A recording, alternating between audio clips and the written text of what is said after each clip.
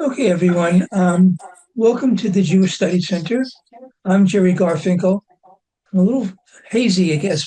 I guess I'm hazy, but the image of me is also hazy. Um, and I am the treasurer and the tech director. As treasurer, I want to tell you that our classes are free, but we do have expenses. So we encourage donations. We don't mandate that. We don't say how much to give, but if you want to, we appreciate donations. Go to our website www.jewishstudiecenter.org and click on donate, and then you can donate with your credit card or from your PayPal account, or you can send a check. If you click on sending a check, it'll give you the address where to send the check. So I think that's my treasury duties. As tech director, I'll have to remind you that this class is being recorded. After the class is over, I'm going to cut off the stuff that started before I began, and I'll post the recording on YouTube, and I'll send an email to everybody with the link to the recording. And I may send some more information in that email also. Another thing is that the closed captions are on, and it's in English. I hope nobody changes it. So if you have a trouble understanding my still New York accent, I guess, or Rabbi Pereira's um, accent, you can go to the closed captions. The other thing is that people are all muted, but we do want your questions and your comments. So write your questions and your comments in the chat box. Address it to everybody. Oftentimes, you might ask a question, someone else will actually answer your question before we get to it. But after the presentation is over, we'll have a Q&A session, and we'll go over some of the questions that were not answered, and maybe some other questions might come up. Okay, I think that's about my duties for tech director. And usually my colleague Mindy Reiser introduces the speaker, but she's occupied elsewhere, so I will do it. Rabbi Pereira, I call him Reb Shlomo, is a rabbi who is the education director at the Chabad of Richmond, Chabad of Virginia. He very recently retired as a professor of economics at the College of William and Mary. So for many years, he was a top economics academic, and then he became a rabbi. So he's both. And he very recently co-wrote a book about the early printing of Hebrew in Europe. And that's what he's going to be talking about today. So, Reb Shlomo, you can start now. So if you give me just 1 second so that I set up everything that I need to set up. And okay.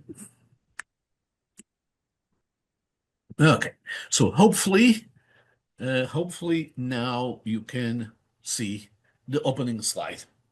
I can see it, certainly. All right. And also, again, from a logistics perspective, we will be looking at all the questions at the end, since we don't have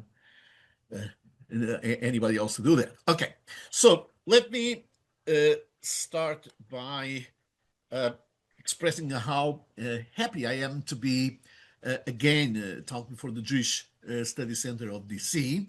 And this is going to be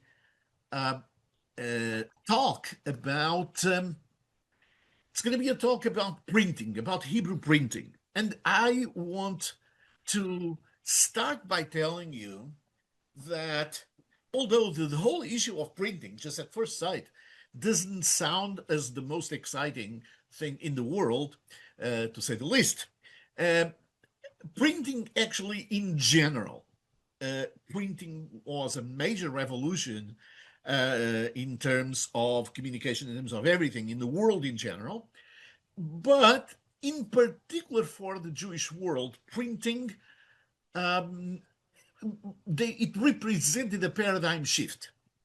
And to tell you about how important printing is, or printing was and continues being, it's enough to think that if there is a people of the book, Jews are the people of the book. We live our life based on books, be it the Bible, be it books in Jewish law, the Talmud, the Mishnah, whatever it may be. Which means that books are the source of our strength. And for the longest time, they were also the source of our vulnerability. What does that mean? It means that throughout our history, there are many, many events of massive destructions of Hebrew books. And that destruction was deliberate because burning, destroying Hebrew books would represent a major loss for any community. Why? Because we just think about how long would it take on average to copy a 250-page manuscript? Well, it typically would take about 8 months to actually reproduce a book. Now, what that means is that if that book is destroyed, and if you are multiplying that by thousands, that sometimes were the case, thousands of books being destroyed, you can see the impact that that has on Jewish life in general. So destroying Hebrew books was a major problem. It was a major source of vulnerability. And when we go and we suddenly have a technology that allows us instead to copy a 250-page book, we can actually print 8 to 10 of those books a day. This is a paradigm shift. It's a revolution, and it's a revolution in terms of that vulnerability, and it's a revolution also in terms of what you could call availability, the democratization of use of things, and even the standardization. Some of the things that we think about today as, if you allow me the expression, that coming all the way from Sinai, well, no, they don't. For example, if you look at the page, a normal page of the Talmud, the typical page of the Talmud that everybody says, this is the way it is. Well, yes, that's the way it is, but it only became like that a couple of, maybe 100 years or so after the beginning of the printing press, because it became standardized through the printing press. The same thing with the prayer books. Our prayer books now are much closer than they used to be because it became standardized in terms of, or because of the printing press. So it's a paradigm shift that it brought to the Jewish world. It's, of course, a paradigm shift as well to the non-Jewish world in general. It just sped up the communications and everything. If you think about historical events like the Christian Reformation, it would not be possible. It's inconceivable to have a Christian Reformation in the early 1500s if you don't have this ability to very fast distribute pamphlets that are printed. So anyway, so the printing, as we talk with movable metal characters, this is a technology that is typically associated to Gutenberg in Germany in 1455, around that time. And these were it's a very small number of books that were printed. So an edition could be 150, 200 copies, maybe. And there are two terms that I'll be using repeatedly, so I want to make sure that I introduce. This is jargon in printing scholarship, and that is the books that are printed before the 1500s, before the year 1500. So the books all the way to the 15th century are referred to as incunabula. Those are the early books. So we'll be talking just about incunabula. We'll be talking only about books that are that were produced, that were printed before the year 1500. The other piece of information or piece of jargon is the term colophon. Colophon is basically the information, the basic information about the book. It tells us when the book was published, when, where was the printer, who sponsored the book. So it's like, it's basically an introduction page with all those types of references. Sometimes they have more references than others, and sometimes the books simply don't have a colophon. Okay, so this is when the printing press starts. Now, let me tell you a little bit about Hebrew printing before we zero in on Hebrew printing in the Iberian Peninsula, the later stages. The Hebrew printing, unlike non-Jewish printing, did not start in Germany. So Germany, that's where printing in general started with this new technology. That was not the case of Hebrew printing for a very simple reason, because to be able to print, to exercise that profession, you have to be a part of the guilds, the professional organizations in Germany, and Jews were not allowed. So Jews could not start their activities in terms of Hebrew printing in Germany. They actually started in Italy. And then from Italy it spread to Spain, and from Spain to Portugal. And at the time, we were talking about late 1400s, this is really the core of the Jewish world. So overall, in this early period of printing, we are aware of 17 printing shops, 11 in Italy, so mostly in Italy, but also 3 in Spain and 3 in Portugal. We know of about 175 incunabula, books that were printed, different books that were printed, the bulk of them, 138, being in Italy. In Spain, we know about 22, and in Portugal, 16. So these are just, it's just an idea to give us a very broad view of what was going on. Now, let me just tell you a little bit about how printing evolved so that we understand how we get to the late 1400s. So Hebrew printing starts in Italy, that's true, but also starts with German Jewish printers. So the Jewish printers that could not exercise their profession in Germany, they basically went to Italy, and that's where they started printing. So the 2 most famous names by a long shot of printing in Italy were the Sonsino family, and the Sonsino publishing house still exists, although it's not part of the Sonsino family, but still exists, that trademark, and the Gusenhauser family, also from Germany. So the Sonsinos from Speyer, and the Gusenhauser from a place of the same name. And the Hebrew printing starts around 1469, and it evolves, and it goes a little bit all over the place in Italy. And just to put the numbers together,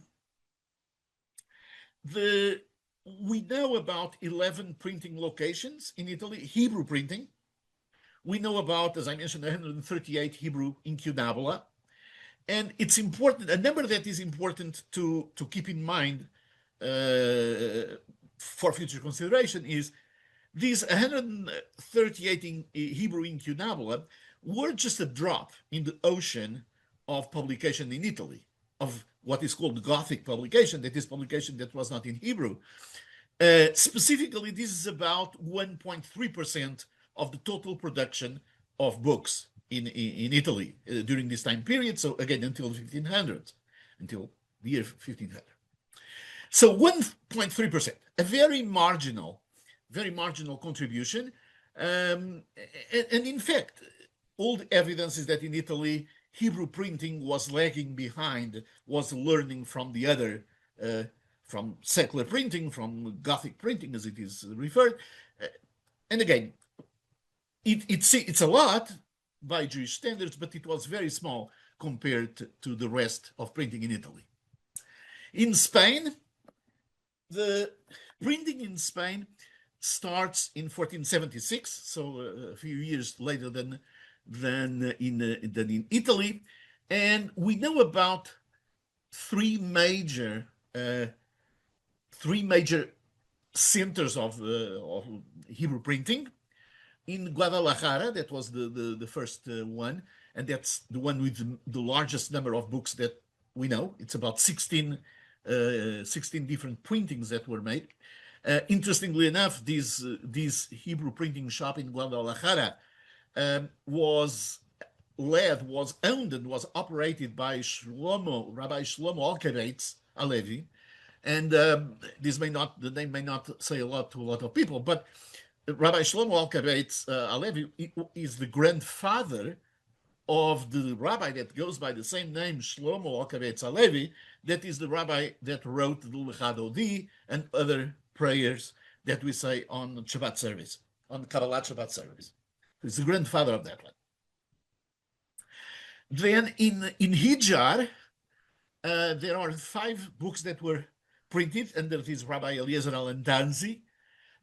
These 5 books, although it's just 5, as we're going to see, it's a very consequential printing because of the impact it had then in the printing in Portugal and in the Ottoman Empire and so forth. And finally, there was in Zamora, 1 book printed in Zamora in 1491. It's the last Hebrew book that was printed, to the best of our understanding, before the expulsion. In 1491, and this Rabbi Shmuel Ibn Musa has the interesting thing of being the only printing rabbi that I know of that was also a sofer, meaning he also wrote manuscripts, he copied manuscripts. So now to put everything together, okay, so we have 3 printing locations in Spain, the whole Iberian Peninsula that was not Portugal. We have 22 Hebrew incunabula from Spain, and this is approximately 2.2% of the total. So notice that this is comparable with Italy. Italy, it was 1.3% of the total, the Hebrew production. In Spain, the same thing. It's 2.2%, is a little bit more, but it's still a drop. Again, in Spain, what we observe is that Hebrew printing, from a technological perspective, from all different perspectives, is lagging behind the Gothic printing, the non-Hebrew printing. And then we get to the early Hebrew printing in Portugal. It starts in 1487. Now, immediately I'll tell you one thing that's very important, and that is, if you look at both the case of Italy and Spain, general printing started several years before Hebrew printing. In Italy, general printing started maybe 5 years or so before Hebrew printing, and in Spain, pretty much the same thing. General printing started 4 or 5 years before Hebrew printing. Not in Portugal. In Portugal, actually, Hebrew printing was the first. The first book printed in Portugal was the Pentateuch. It was the Hebrew Bible. Actually, it was the Torah, to be more specific. So immediately here, we already see that there is something different because it's starting. Printing in this corner of the Iberian Peninsula starts with Hebrew printing. And there are 3 printing shops, 4 in Faro, that is in the southern areas of Portugal. We know about 4 in Cunabula. In Lisbon, we know about 7. And incidentally, for us to see how this goes, all the evidence is that this Rabbi Eliezer, that was the leader of the printing house in Lisbon, is the same person as this Rabbi Eliezer Lantanzi, that is the one that is from the Hebrew shopping of Hijar. And we know that because the character types, the decorative motifs and everything that were used in Lisbon were the same. Hijar. So they had to close shop in Hijar because of all the persecutions, and they basically moved some of them to Lisbon. Others actually moved to other areas in the Ottoman Empire. And then you have yet another printing shop that we know of in Leiria. It's a center of the country, that produced 5 in Quinabua. So here we have 3 Hebrew printing locations, and there were 16 Hebrew incunabula that were produced. But notice now that in this period from 1487 on, basically you have very little production in Italy, very little production in Spain. Is everything concentrated now in Portugal because of all the persecutions and everything. But these 3 printing shops, they produce the equivalent to 60% of the production in Portugal. It's not 1.3% as in Italy. It's not 2.2% as in Spain. It's 60%. Basically, 2/3 of all the books that were printed in Portugal during this period from 1487 to 1497, in a decade, 2/3 of the books were Hebrew books. So what I'm getting at is when Hebrew printing gets to Portugal, has a completely dominant role. It's not subservient anymore. It's not really following Gothic printing, quite the opposite. Is innovating. Is innovating in all the possible different ways that you can think about. Is the first book printed in Portugal is, again, as I mentioned, the Torah. The first book that is printing in Lisbon, which is the second in Portugal, is the commentary of Nachmanides on the Torah. So the first 2 books printed in Portugal are Hebrew books. And more importantly, we have the book that is maybe the most important incunabula, the most important early printing of all books, Hebrew and otherwise, that is a scientific book, Almanac Perpetuum, by Rabbi Abraham Zacuto, and we'll have some more to talk about that later on. This book was printed in a Hebrew printing shop. It was a book that was printed in 1496. It's actually the last book that was printed in a Hebrew printing shop in Portugal. Now, mind you, this book was not printed in Hebrew, it was printed in Gothic characters, so the normal characters as you see in front of you, and it was written in Latin and in Spanish. And this is very important because this is the first book ever that is a secular book, that is not a non-Hebrew book with non-Hebrew characters. It's the first book to be printed in a Hebrew printing house. Now, let me tell you why this is so incredibly important. Is basically you need to have a second set of everything. It's like having 2 kitchens, right? But in this case, it's not having 2 kitchens. It's having 2 printing setups.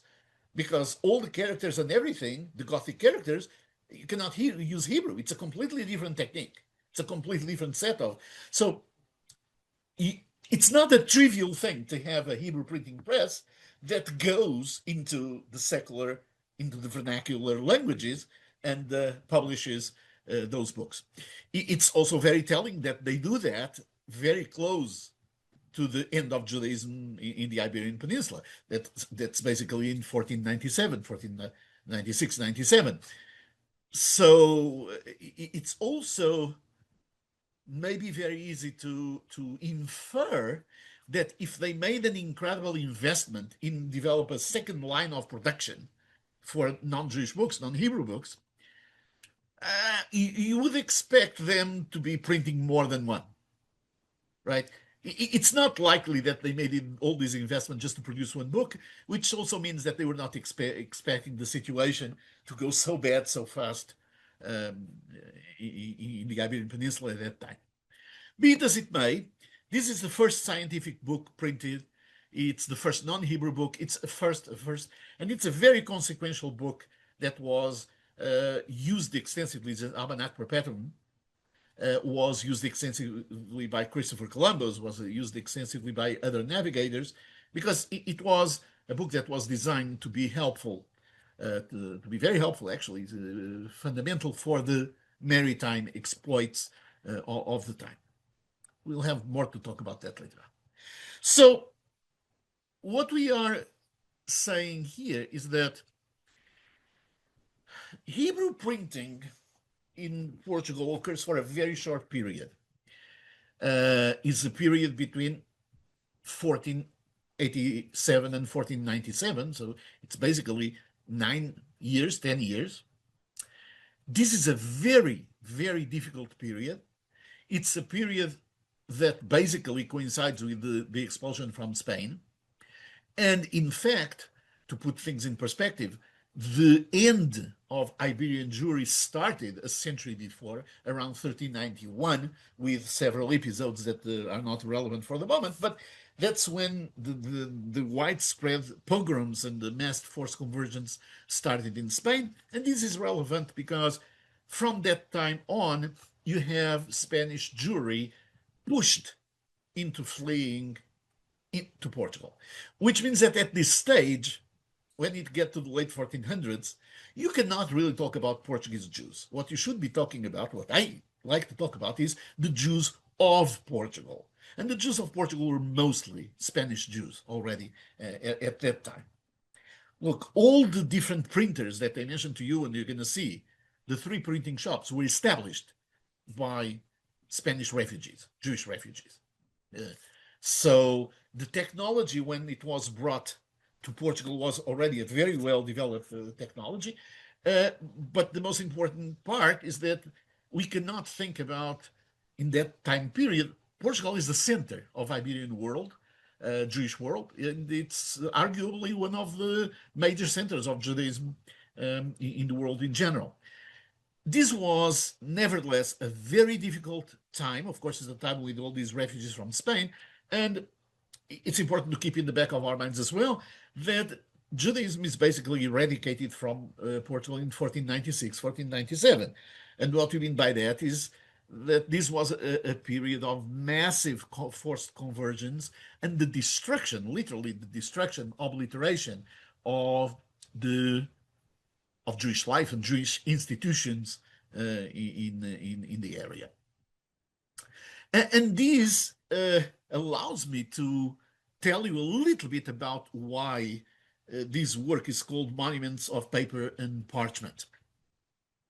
If you go to the westmost area of the Iberian Peninsula, so all the area that is basically Portugal and Galicia and so forth, you would see something interesting, which is there are very, very, very few physical remnants of the Jewish presence.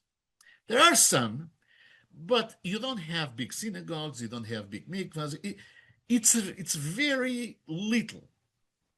Part of it is because what you could call the final solution of the Portuguese Jewish problem was obliteration, was completely destruction of the community, was not expulsion as in Spain. In Spain, you have all these Jewish buildings and everything. They were not destroyed. They were just converted to mostly Christian sites. So in Portugal, it was literally this destruction by and large. But not only that, it's also, there were several very serious earthquakes in Portugal that destroyed everything that was not destroyed by human will, so to speak. So the point is, if you go like a place in Lisbon that had an absolutely thriving community with one of the most beautiful synagogues in the world and this and that at that time, you go there is nothing, absolutely nothing. What was not destroyed by human beings was destroyed by the earthquakes. So that means that we don't have monuments from brick and stone. So what we have from this time period is the manuscripts that they wrote, and it's the books that they printed. So the most tangible evidence of how vibrant Jewish life was at the time are these books written on paper and parchment. And that's why I call it Monuments of Paper and Parchment. They are the most tangible link that we have with the Jewish presence at that time. And the objective that is behind this book, this project, is part of a very general approach that is approaching Iberian Jewish history as one component of the general Iberian history, and highlighting not just or primarily all the negative environment and all the conflicts and all the problems and all the persecutions and all the killings. All of that is true. But the focus of this series of projects is actually to highlight the contributions of the Jewish people from that time. And this is a quintessential example when you have, over a period of 10 years, a community that was marginalized, that was being persecuted like crazy, and yet was still delivering in areas of science, in particular, in this case, in the area of printing. It was excelling in this area. So what we want to do is to figure out, to sort of come to the forefront, bring to the forefront how much it was accomplished by the Jewish communities under those adverse conditions. And the idea is, again, to use that to bring as a contribution to the general history of the Iberian Peninsula. So it's a Jewish component of a common heritage. That's why we like to look at it. It's building bridges through a common history that may be a history of confrontation, one-sided confrontation, but be it as it may, it was also a period of great contributions. The other aspect of what these projects are all about, and this project in particular, is we want to look at history in general, but we are very much interested to look at the people. Let's put it this way. When we think even about something like the Holocaust, it's one thing to think about, 10,000 people were killed. Okay.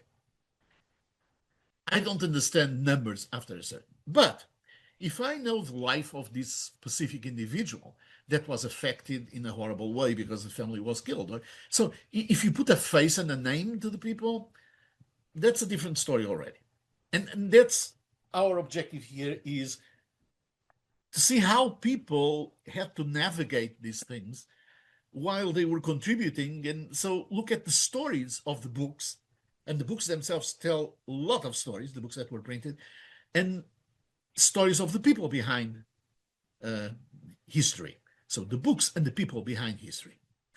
So with that in mind, I just want to give you a very general overview of what the books that were printed in this period.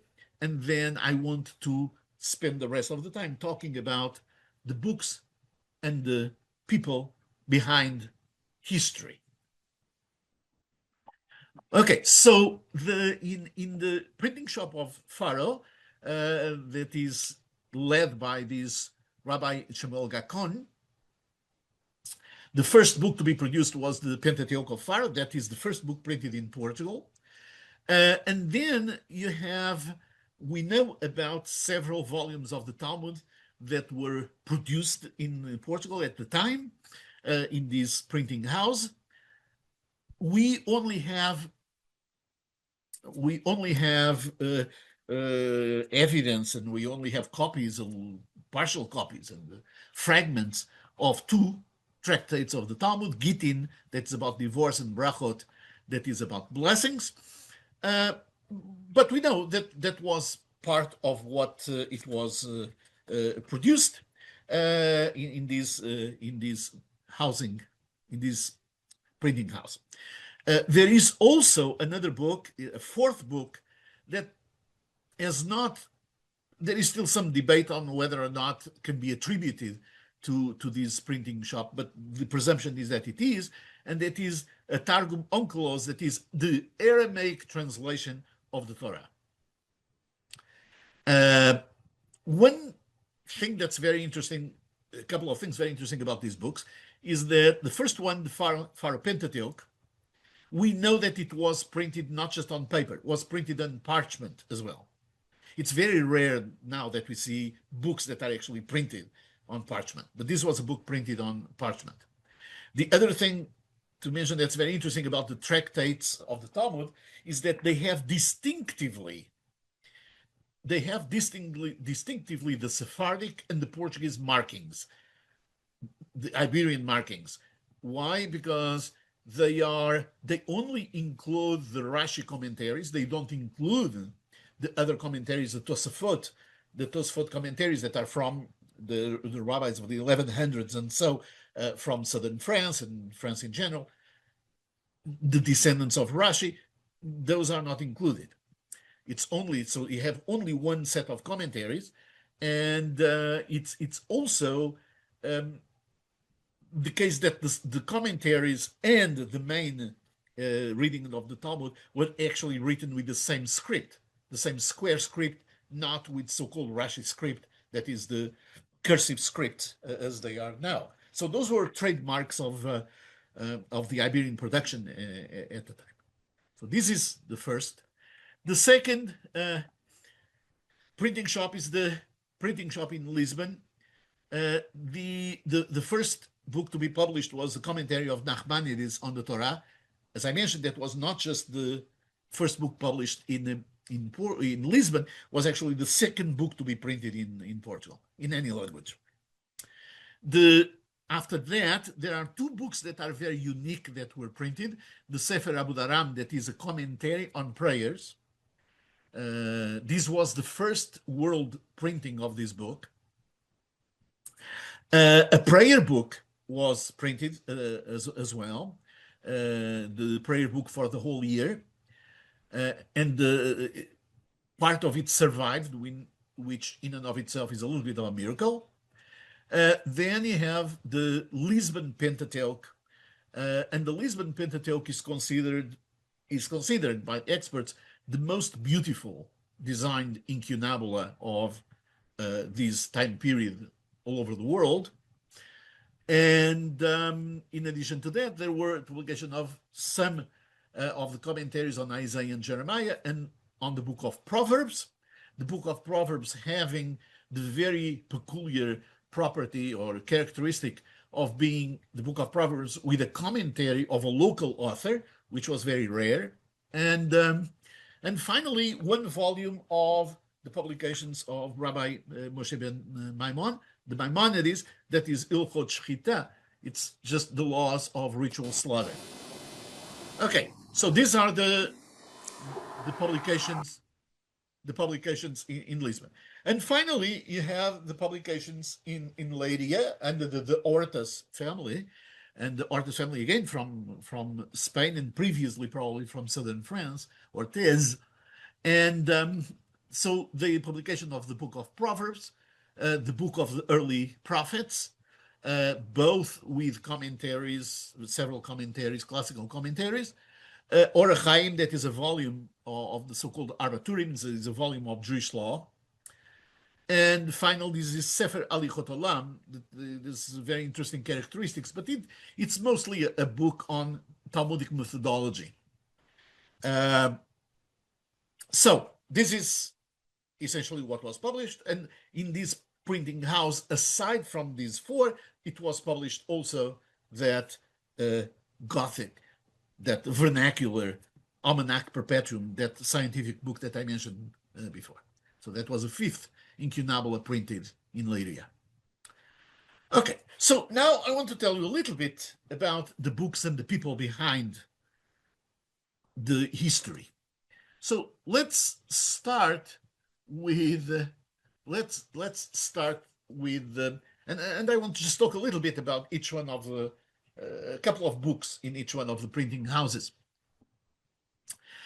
So the first book, the Pharaoh Pentateuch, it's very unique because, well, it's very unique literally because of whatever number of copies were printed, only one survived. There is only one copy left, and that copy is in the British Library in London. It's a copy that actually is in parchment, as I mentioned. We don't know if this was produced on paper as well, but certainly on parchment we know it was. And again, it's one copy left that is in the British Library. Okay, thank God it's a complete copy. Thank God it's not only complete, but it's in relatively good condition. And And it goes with the fact that it has been in the British Library for quite a while. Now, one thing that's very interesting about this, and this is the story behind this book. This book is being, in these days and age, a source of some controversy, because there are some authorities in Portugal that would like the British government to repatriate this book. So this is the first book printed in Portugal, is in the British Library. How did it get there? It was obviously stolen, and there is a theory. There's a theory that is being promoted that is that this book actually was stolen in the late 1500s when the British invaded southern Spain and southern Portugal, and we know all that very documented. And at that time, the British armies attacked some cities, one of them being a city where there was a great library, and this book was in that library, and so that's the story. Okay. Okay. Thank you. Now it turns out that this story, it's plausible, but actually it's not true. It's completely not true. Let's see if we can mute everybody. And it's not true for a very simple reason, because the book itself has enough information. It's one of the things that people used to do in those times, is to write all types of information in the books. So we know when the book, who owned the book successively. We know when it got to the British Library. We know all of that. And we know that this book was not part of that, of all those books that were indeed stolen by the British Army in the southern Iberian Peninsula at that time. And so, I mean, the British, if anything else, they actually have very good records of everything. All those books that were stolen were donated to the Bodleian Library in Oxford and Cambridge and so forth. So they have records of all of that, and there were no Hebrew books at that time. So this is not one of those. And actually, the British Museum has records of when they acquired the book. That was in the 1800s. Anyway, so the thing that's interesting, and this is just to see how we can have a sense of what was going on at the time. So look at this. This theory that in the late 1500s, this printed book, the only surviving copy of this book, it was in Faro, it was in southern Portugal, it was stolen from there. Now, I mentioned it was in a library. I didn't mention exactly what the library was. The library was the personal library of the Bishop of Faro, the bishop of the area. The bishop of the area, he became, a couple of years after those events, he became the head of the Portuguese Inquisition.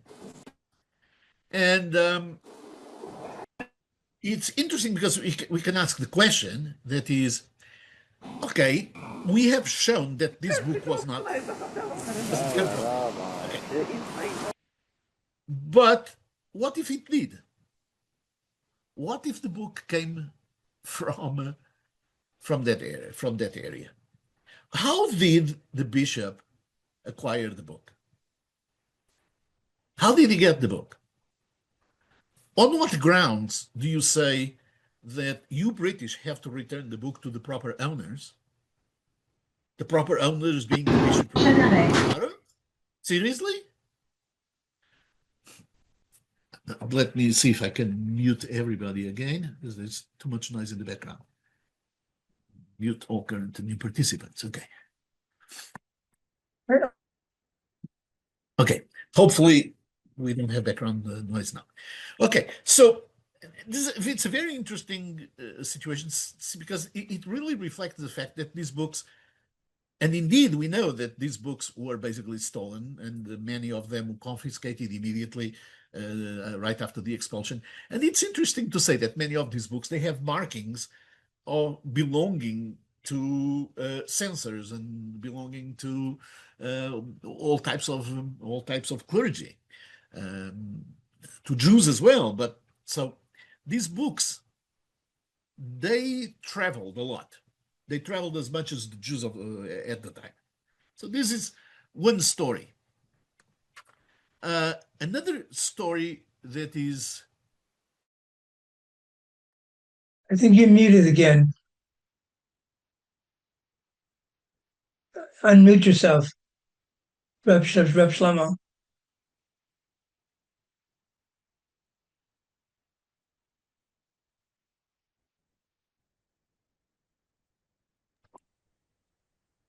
Okay, so I guess the objective was to mute all the noise in the background, not necessarily to mute myself.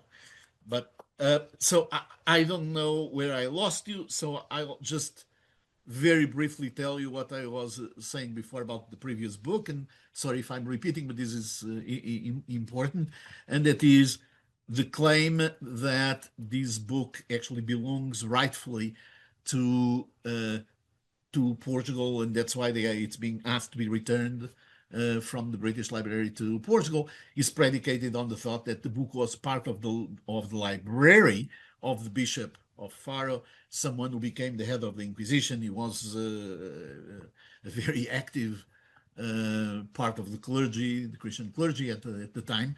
And an obvious question here is, well, how did he get the book?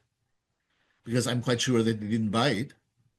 So, on what grounds do we say that they are the rightful owners of the book? I'm not sure what the logic is.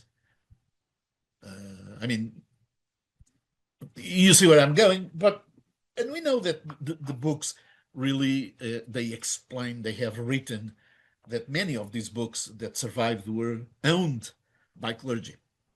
So we know that. Okay, this is just snippets here and there. Another very interesting story comes with the printing of the tractate Gittim, that's on divorce. For the longest time, specifically until early the 20th century, there were fragments of the Talmud, of this printing of the Talmud, that people did not know where they were from. It had all the characteristics of Iberian printing, and as you can see, it only has one set of commentaries, and it's the same block letters than the others. So those were characteristics of Iberian, but he didn't know where from. And what happened in the beginning of the 20th century was that it was discovered, and I have to tell you how it was discovered, because that's part of why this is a fascinating story. It was discovered some fragments of a Talmud tractate, in this case Gittim, that had exactly the same fonts, the same printing, the same everything, but in this case it had the colophon, meaning it had 3 lines telling us where it was printed, when it was printed, and by whom. And so that allowed to identify a whole series of fragments as coming from Faro, from this city in Portugal. Okay, now, why is this fascinating? This is fascinating because this book, or these fragments, they were found in the most incredible way. In the University of Leiden, where they were found, there was a group of scientists, let's call it, that were in the process of basically restoring the hard cover of a book. Now, this book was actually a Hebrew book, but the hard cover of the book I have to tell you how the hardcovers were done back then. You didn't have the materials that you have now for the hardcover. So the hardcovers for the books then were done by recycling, by using printed paper with glue. And so they would make some paste of some type, and then it became a hardcover, which means that the hardcover itself was printed pages of different things. This was a very common thing throughout Europe in particular to do this. It was a very popular thing to use Hebrew books as source materials for the covers of the books, mostly non-Jewish books, because Hebrew books were known to have been printed in very high quality paper. So they were a very desirable set of materials to be used, to be recycled, to be destroyed, literally, and be recycled as non-Hebrew, as covers for non-Hebrew books. To give you an idea of the dimension of things, there is a project, a scientific project now in Europe that is called the European Geniza, that is like the European repository of fragments that come from covers of books. Hebrew fragments of books that were printed in this time period that come from the covers of other books.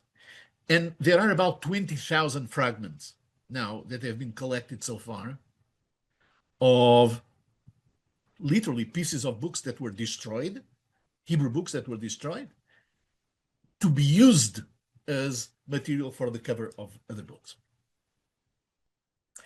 So it was a fluke, so to speak, that when they were going through restoring the cover of this book, they found these different pages of the Talmud, including one with that registration information, with the colophon, which was an incredible thing. Not only that, they found some repeated pages. And finding some repeated pages suggests that actually this book was not destroyed. These were leftover pages that have been used, and for whatever reason they had not, they were extra in some way. They were spare pages, and they are repeated, because otherwise it wouldn't be repeated if they were the book destroyed. And the fact that they were repeated pages, it means that where this book was bound in Italy, they had all types of information, including spare paper that was coming from Iberian Peninsula. So in the early 1500s, they were using paper that had been used in the Iberian Peninsula, but now this is spare paper that they are using as binding materials. So it's again a very interesting story that tells us also what was going on. In Lisbon, there is a book that was a very, very important book, a prayer book that was printed. And you can say, what is so unique about this? Well, this prayer book is incredibly unique because, believe it or not, if you look at both manuscripts and printing material, very, very, very little, very few prayer books survived. Other books survived, but not prayer books. Why? Because while the people that basically either stole the books or whatever it was, the clergy that ended up in the ownership of the books, they could use the more academic books, say the Talmud or the commentaries, they could use that for studying. The prayer books, there was no value for them. The prayer books just served to pray. So prayer books were basically just destroyed, massively destroyed, both handwritten manuscripts and what that means is that from this time period,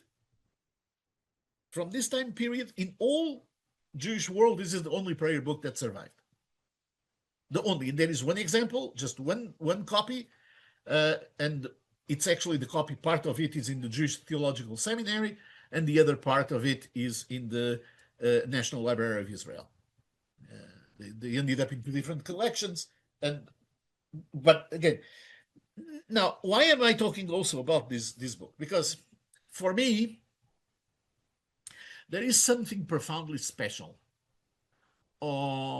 looking at a prayer book that is over 500 years old. That a prayer book that was used by people that, but it's a prayer book. You look at it and you recognize the things. These are prayers that we could be reciting them this week for all practical purposes. Okay, there are a few different because this is a quintessential Sephardic book. Okay, fine, but it's profoundly moving for me to see that the prayer books, the traditional prayer books, and please forgive me because here I'm talking about traditional prayer books, and incidentally, it's one of the reasons why I also think that not using traditional prayer books, by not using traditional prayer books, we are losing a lot. But using a traditional prayer book, it means basically that our prayers here in the United States, our prayers in Israel, our prayers in Europe, in Latin America, they are all the same. So it's something that brings us together in space. This book and a couple of other books like this bring the other dimension. I'm connecting not just with Jews in other places. By saying these words, I'm connecting with the Jews from the generations that were saying these prayers. And it's a connection in space, but also in time. And I find that profoundly moving myself to say that we are saying the words that those people said as well. So again, but it's a very rare find. Then you have the Lisbon Pentateuch. That's a very interesting book. The Lisbon Pentateuch is arguably, as I mentioned, considered one of the most beautiful books that were printed ever. And for the sake of brevity, because maybe I have 5-10 minutes left at most, this book is so much, it's so good and so cherished. It's so perfect from a technical perspective for the time that this book was used in the early 1500s.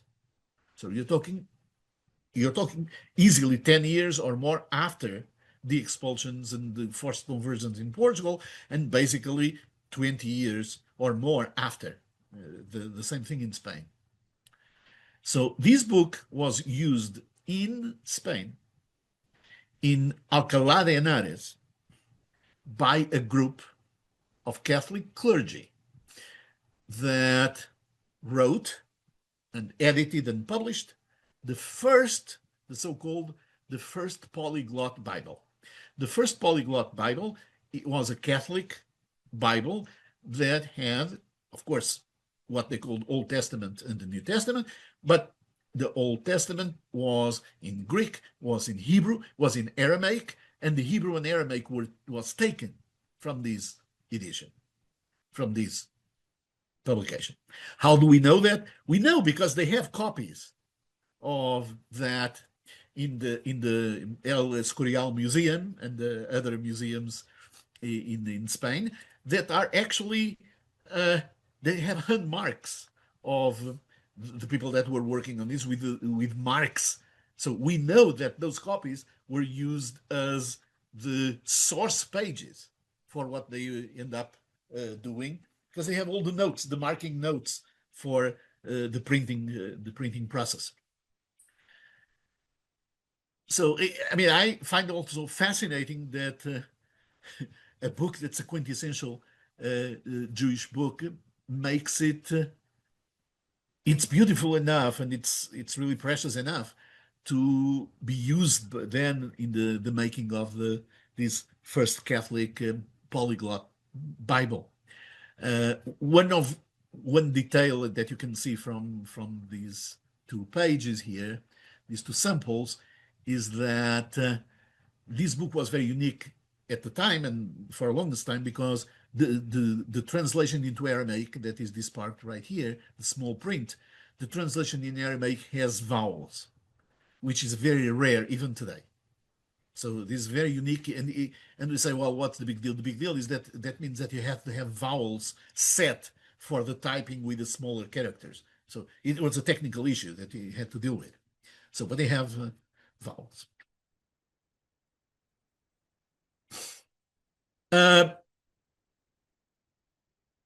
The last book that I want to mention is a little bit more, this Almanac Perpetuum.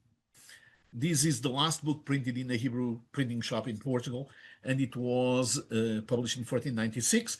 It's a non-Jewish book. It is a book of astronomy, essentially astronomy, and is a book that was basically the most important scientific book written at that time, used extensively to help with the maritime navigations of both Portugal and Spain. This is the time when Portugal and Spain were going all over the world in the maritime exploits.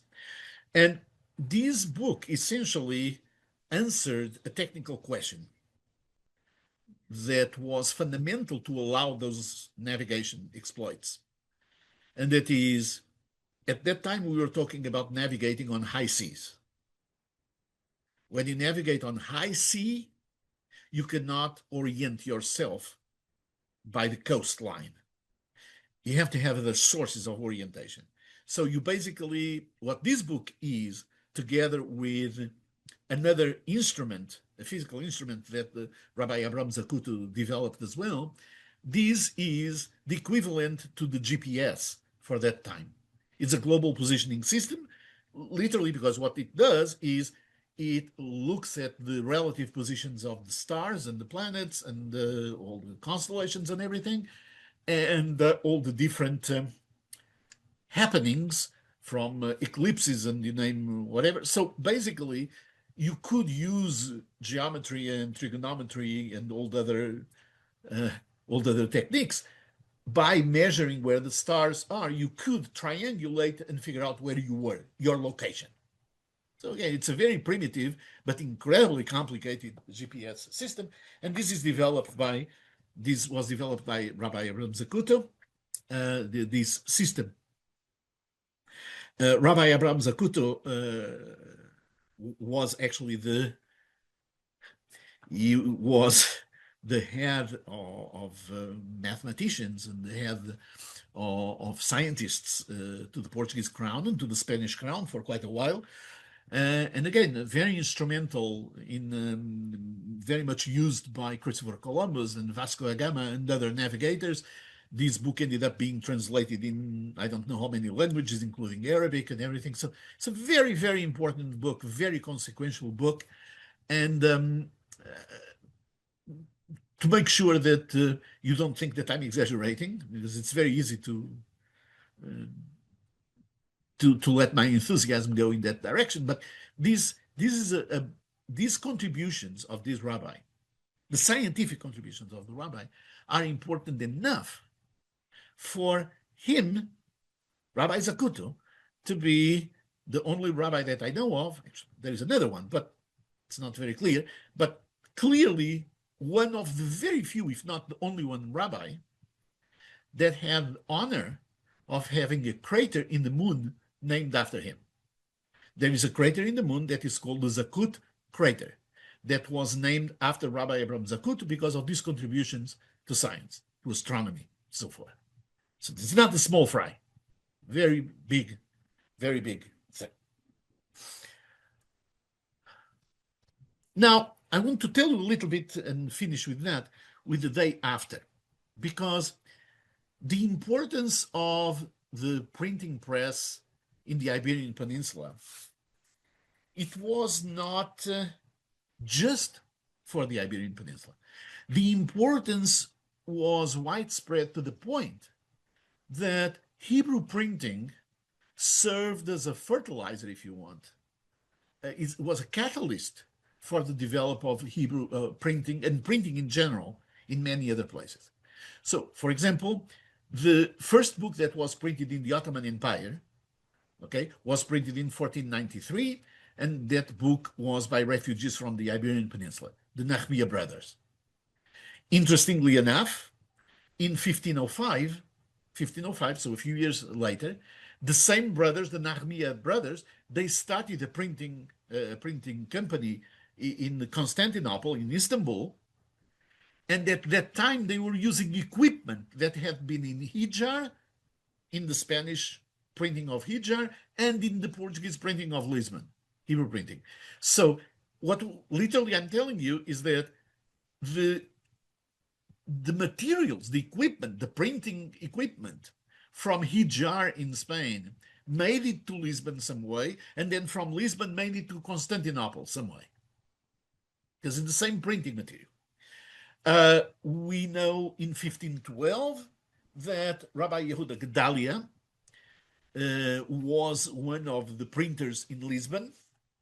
He started a printing business in Salonika, also equipment from Lisbon, which of course in turn came from Hijaz.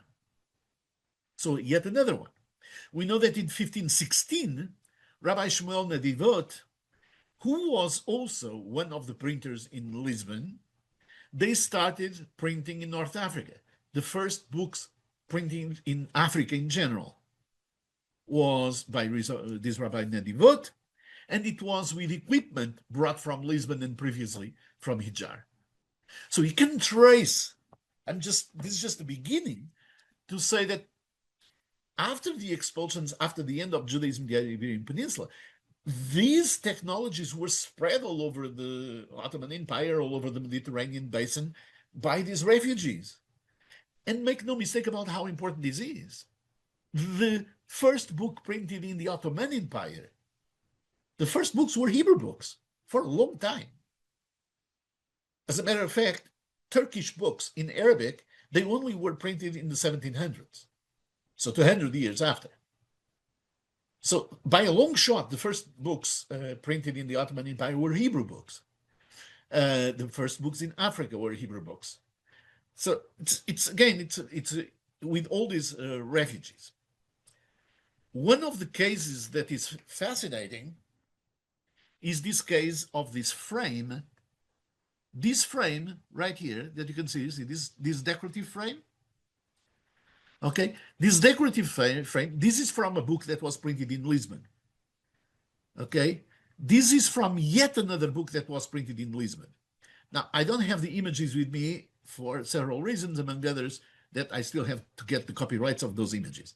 But the same frame was used, let's go back just a second, the same frame was used in Constantinople by the Nahmiya brothers in 7 or 8 books.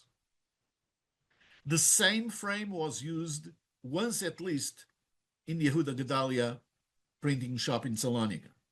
The same frame was used in 1516 by Shmuel Nedivot in Fez.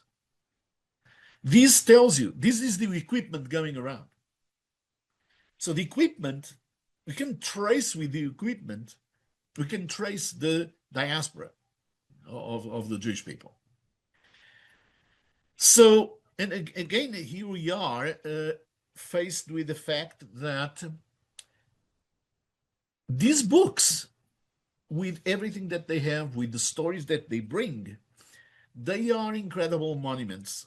They are monuments to the skill and the difficulty and the effort of people that produce them. They are a testimony to the people that read them. So these books, touching these books, it's almost as if we can touch the people that they were made for, they were produced for. And the books and the manuscripts, which was not the topic of discussion, but the books, these are our own monuments. This is where we can almost touch the existence of those Jews in the Iberian Peninsula and then all over the Ottoman Empire. These are the monuments of paper and parchment. Okay, and let's see. I will stop here, and I need to look at the. Why don't you stop sharing your screen, Reb Shlomo? Yeah. Yes. I haven't had a chance to really look at the questions. Well, that's what I'm going to do as well. Okay. Yeah. So let's something weird about how the chat is coming up in my computer, so that's why I have a Okay. problem. So I'm just going through Well, it now it's now. okay. I have here in front of me. So okay. So this is just the people where you're from: New York, San Diego, Silver Spring, Washington. Let's go. Okay, Maryland. Somebody made the statement that it's simply obvious that printing is critical, but I never thought of that before. Yeah, it's absolutely fundamental. Let's see, and then say one more precisely. Have remember that these were very first printed books. So there was not a great demand for these books. Actually, there was a lot of demand for these books, and many of them were sponsored, uh, which made it a little bit easier. But we have to understand that we don't have the distribution mechanisms were very difficult. It's not like now that you go to Amazon and you just buy whatever the books, and maybe they even print the book on demand. This is if you print a book, or if you write a manuscript, but if you print a book, let's say in Southern Iberian Peninsula, you're not going to be able to sell it very far away. So maybe, but not particularly. So there was demand, and the fact that the books are very particular, books that are very popular, and there is a correlation, incidentally, between the books that were printed and the books that were manuscripts. Talmud is the codes of Jewish law, is the Hebrew Bible, books in the Hebrew Bible. So there is a very strong correlation. So we know they are popular books. But the technology was whatever it was. And for example, we know that sometimes even in Fez in Morocco, when in the Hebrew printing, we have old evidence that they were running out of paper, that they were running out of printing materials. Because why would they do that? Well, because the Spaniards that were really controlling the Mediterranean and access to North Africa, they confiscated all the paper. They stopped the delivery of paper so that the Hebrew printing could not continue in those North African cities. So it was a deliberate effort to stop it. Okay, so let's see.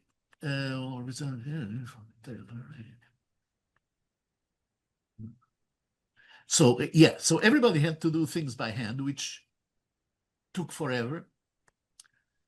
Okay, and so we were illiterate. Of course, people were illiterate, and not only that, but the Hebrew books were very good quality, which means that they were very desirable for collectors. They were very desirable for clergy. They were very erudite books. They were very advanced books. So they were very popular, actually, among the so-called Hebraists that were Christian clergy that were very interested in learning the Hebrew commentaries and so forth. And although they were not particularly scrupulous in obtaining those, they were not the bad guys. They wanted to learn what we were saying. So those were not the bad guys. Okay, let's see. So do these books still exist, and when are they maintained? That's a fabulous question. There are very few left of these books. So two of the books let's just look at the books that we talked about today. The Pentateuch of Pharaoh, the first book to be printed in Portugal, there is only one copy left.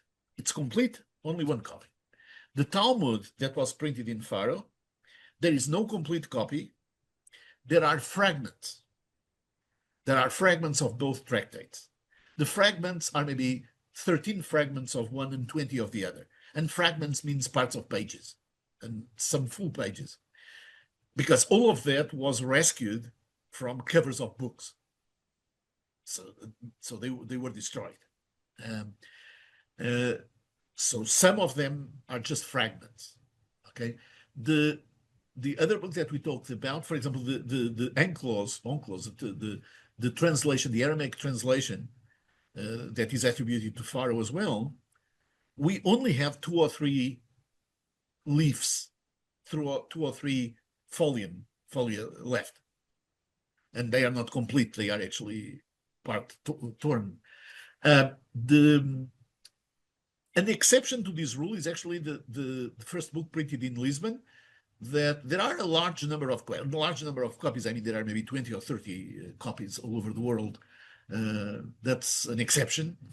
And then there is one book from Leiria that is fascinating. And I'll share you that story because just use the opportunity. The last Hebrew book to be printed in Leiria, that was a book that it's about Talmudic methodology. It's a very interesting book because actually it's 3 books in one. So the books were printed page by page, of course, and in this case, the printers printed 3 different books and just put all of them together. And it turns out that the first of the 3 books, there are a couple of copies. Again, Jewish Theological Seminary, it's a great place for this type of remnants. The National Library of Israel, the same thing. There are others, but these are 2 great places. And the second and third books that were books on ethics of this printing, they disappeared. We didn't have them. And in this research, I was blessed with the surprise of finding that in the library of the monastery of El Escorial in Spain, they had a copy of this book that was complete, meaning the 3 volumes. And to the best of my understanding, is the only copy that exists in the world. And the thing that's interesting is that they did not know that they had that, because they had misplaced, they had miscatalogued the other 2 books. They placed it with manuscripts. So they didn't realize that there were printing books, or they were not careful. I don't know what the story is, but the point is that we are able to find 1 copy, but just 1 copy left of those 2 volumes. So again, there is a lot of serendipity, lots of luck, lots of mazal in being able to find all of these things. Okay, let's see a little bit more. Okay, do these books still exist? Again, just so that. So I was asking, how did they transport the printing from Portugal to Turkey? And actually, I would think how they do it to Africa. You got to go across the Mediterranean. So, I mean, look, the difficult thing really was to get them out of the Iberian Peninsula safely, because then, let's say, if you go through the Mediterranean, you have all types of vessels, ships that would travel the Mediterranean. And keep in mind that also there was a connection between the Ottoman Empire and North Africa. They were both Muslim areas, although different persuasions, but still they had a lot of commerce together, North Africa and the Ottoman Empire. The Ottoman Empire would go all the way and would basically, in the Adriatic area, was just joining places with the Italian states, including the Papal States. So the point is, if you were able to make it to either North Africa by boat, or to, let's say, southern France or northern Italy, then the rest you just have to follow the routes. So it would obviously not be an easy thing to do, but these were very precious and very expensive materials. And they were not, they were heavy. I actually tried to figure out how heavy they would be and things like that. But obviously, they were heavy, and they were not heavy that would prevent people from taking them.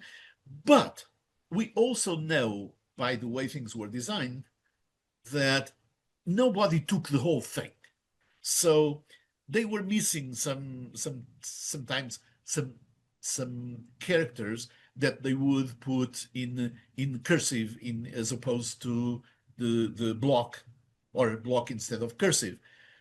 So there are things that we see that they were doing that reflect the fact that they had a lot of equipment, but they didn't have everything in abundance. They were not able to take everything. So, okay, so returning artifacts. So good luck. I'm from Barbados. Let's, okay, Marie. Okay, and the shoe, the tour was sent to the Bevis Mark in London when they restored the building. Bevis Mark refused to return the tourists, saying that the community was now conservative. So this is a very interesting thing that books from books that ended up all over the world. Now, just to put things in perspective, these books, very, very, very few of them ended up in the Iberian Peninsula. They were produced in the Iberian Peninsula, but they ended up somewhere else. Very, very few. And with very rare exceptions, maybe one or two exceptions that I can think of, the books that ended up in the Iberian Peninsula were late acquisitions, meaning they were acquired from librarians and from old book experts and all that type of thing, let's say in the 1800s. So these are not books that stayed in the Iberian Peninsula. Okay, and if they stayed, it's because they were confiscated and they were in the hands of the Catholic hierarchy immediately. And it's a big issue. It's a big issue, this issue of returning property. And this is a case of Barbados that is mentioned here. I can tell you that it comes much more recent because, for example, there is a very large number of books of the Torah, Sefer Torah, very large number of books from the Sefer Torah from Lisbon that were taken to Azores, that's islands, some islands under Portuguese jurisdiction in the Atlantic, very close by. They were taken there and they were deposited in a synagogue there during World War II for the sake of safeguard. And in Azores, there was a military base, a United States military base, so it was very protected, and in Portugal it was not, mainland Portugal. Those books, those Sifrei Torah, basically, where the community in Azores, the Jewish community disappeared in the 1960s, and the things were taken over by the administrations and by whatever, and they absolutely refused to return those Sifrei Torah. They refused to return them to Lisbon. They know, but they just refused. And basically, in that case, what they did was they transformed the whole thing into a museum, which I think is pathetic. I mean, you refuse to give people the books that they gave you the books for safeguard. You refuse to give the people the books, and you don't want them to be used in ritual purposes. You prefer to have them in a museum. That goes with the fact that you think about Judaism as an ancient culture, not as a living body, which is quite unfortunate. So we have a lot of territorial things in terms of those properties. Indeed, this case, of course, it's with Bevis marks, but in this case. That's basically a universal problem about people not returning things. I mean, all kinds of things in history about that. Yeah. So, and then, of course, the idea that the European Geniza is pretty much like the Cairo Geniza, except that it's not localized, it's actually all over Europe, but it's called Geniza, the European Geniza, exactly on purpose, by analogy to the Geniza in Cairo. So, exactly. The hard covers, they did the same thing all over. So using other books to do the hard covers, that was a general procedure. The only thing that is unique from our perspective is that, okay, let's say, did Jews do that? Yes, we did that as well, except that we didn't destroy Jewish books on purpose to make covers. While in the secular world, in the non-Jewish world, they destroyed Jewish books on purpose. to make covers.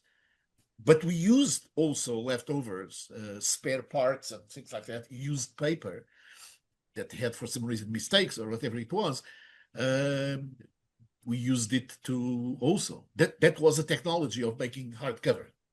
So using the books in and of itself to make hardcovers was not a bad thing. Destroying a book on purpose, it was very callous, to say the least. How was the type created? So I presume the character types, they were, it's very interesting, the character types, there was a lot of technique involved to do the character types, in particular when you think about the fact that you're talking about character types if they have vowels, right? If they have nikudot, then it's a different dimension of a problem. Because let's say that you have, I don't know, you have whatever letter, and then you have some vowels under or above or that are not connected. So I mean, you have to have some way of connecting them that yet doesn't show, right? Or if you have a dot inside a bet instead of a vet, you have a dot. How do you put the dot? It's sort of hanging there. Or in a shin. How do you know it's a shin or a sin? Because it's a little bit dot that is. So all these were technical or technological problems that had to be resolved. And so there was a technological issue first, and there was a design issue. So these characters, these were metal frames. It was metal characters, metal types. And literally what you would do is you would compose, say, on a line. You put different characters for different letters. So you have to have gazillions of aleph, gazillions of bet, so that you can spell all the things. Now, mind you also that all these characters were inverted, right? They were the mirror image, because when you print them, yeah, it's inverted, and then you print it in, it becomes the right. So it's the design of these, is the design of the characters that have to be inverted, and the beautiful part of it, the beautification part of it. You have, in particular, not as much the characters, because I mean, Hebrew, one thing that I didn't mention before is that it was very common at the time, decorative elements to be recycled. So, for example, that frame that I mentioned to you, the frame that I said was in Hijar, and then was in Lisbon, and then was in Constantinople, and Salonika, and in Fez, that frame was actually designed originally, if you can believe it, for a Catholic prayer book. The first incarnation, so to speak, of that frame was in a Catholic prayer book. They used it. They never used it again. Some way, somehow, it ended up in the hands. Well, we actually have a pretty good idea how it got to the hands of the Hebrew printers, because we know that the guy that designed all those things and that melted all those frames and everything, that was a student of one of the Jewish printers. But that's a completely different story. But be it as it may, so we have a frame that actually went all over the world in Jewish books. But the first incarnation of that frame was in a Catholic book. That's how much the recycling was, because these were incredibly difficult things to do. And you have to be an artist, and you have to know how to design things, and you have to know how to manufacture them, to make them into metal elements. So it was not an easy thing. Okay. I have two questions, Reb Shlomo. First of all, on these books, how many of them actually had hardcovers? My understanding is that when they're printed, there was no hardcovers. They made them afterwards. So there was no hardcovers, and as a matter of fact, the way the books were produced was page by page. It's certainly something that stayed for a while, even in the 1700s, 1800s, so much later, the idea that sometimes the books were produced by sections. I'm sure that many of us are old enough to remember, say, comic books and things like that, that every week you would get an installment, right? So that way of producing things that was very usual then. So you produce small amounts, and then people would collect everything and would bind them. So that was. Yeah, but what I mean, did most books eventually get a cover, or only half of them, or is there any kind of Well, estimate? the ones that survived got covers, and what happened is that in many cases, what you have is in a cover or in a binding, you have lots of fragments from different books. Now, if you're talking just about literally 1 or 2 pages, they don't have. And if you are talking about fragments of a page, then you don't have binding either. But most books were eventually they were bound eventually. And in the font, did most of the books have vowels or no vowels? So it depends. Initially, in the first stage of printing in Italy and so forth, many books did not have vowels. So it was not an easy thing to do vowels. And even when they started doing vowels, it was not always the case that they got everything. So, for example, the Lisbon Pentateuch. The Lisbon Pentateuch, the first book in Portugal, obviously had a big difficulty with the dots on top of the shin. So they didn't distinguish between the shin and sin in the location of the dot. They obviously had a problem with that. They obviously had a problem with some dashes in between some that were just hanging there between words that appear in the book of Genesis, for example. So there were difficulties, and progressively these difficulties were resolved until it just became everything had vowels. But for the longest time, things did not. At least part of the readings didn't have vowels. And it's also the case that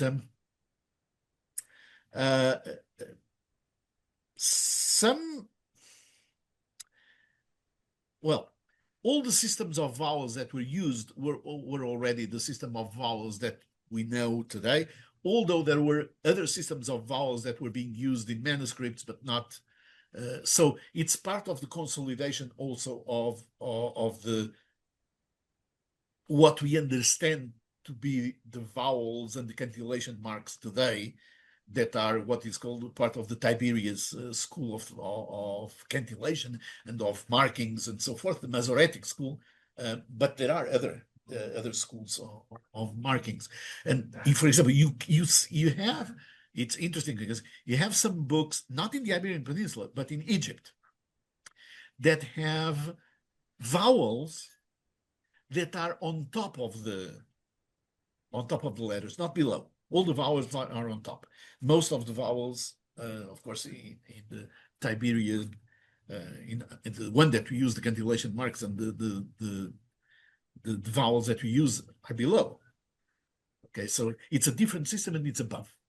So we still have some of those books left. Let's see here what else.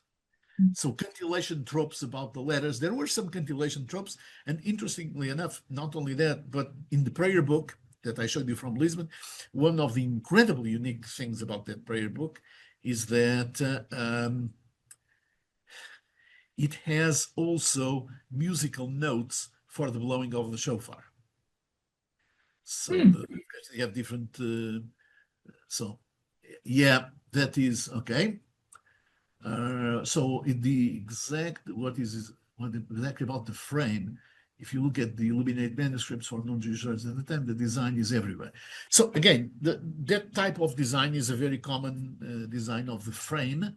And as I mentioned, actually, that frame was used first in a Catholic book. It was very common that these decorative elements were used across different different publications. And incidentally, this was not just unique to printing. We don't want necessarily to go to that, but even in music, and you're talking about 1600s, 1700s already, there were lots of compositions that the overture of the compositions, they were just recycled from one opera to another. Because if you're not going to print, if you don't have the radio, you just recycle. And some of the great opera masters, the Puccini and Rossini and others, they are known as having recycled overtures of different operas. So it was not uncommon to do that. Let's see. So have I written any books? Oh, yes. I think we should sort of end up a little bit. We were supposed to end about almost half an hour ago, but well, it's actually I got any more questions. When I sent out the recording, I'll also send out more information about Reb Shlomo. Two things in particular. One is that he produces every week a short note about moments in the history of Israel, basically, that's in not two languages, but three languages: English, Portuguese, and Spanish. If you want to learn a little Portuguese and Spanish, you can read these things. But they're interesting in their own right. And also, I think you now do some blogs on the Times of Israel, which are different, I think, from these weekly short notes. Yes. So yeah. I'll send information sometimes about all these things. Yeah. You may want to you may want to subscribe to some of that stuff. He does great things. I'm sorry, I didn't mean to stop recording. But no. Another thing I'll try to put into the email is Reb Shlomo has taught some other classes for us, which were of great interest, and I'll point that out also. One about the history of Sephardic, a very brief history of the Sephardic exile, and also about the Exodus, the Jewish Exodus, Jewish expulsion, so-called, from Portugal. Very interesting stuff that he'd done for us previously.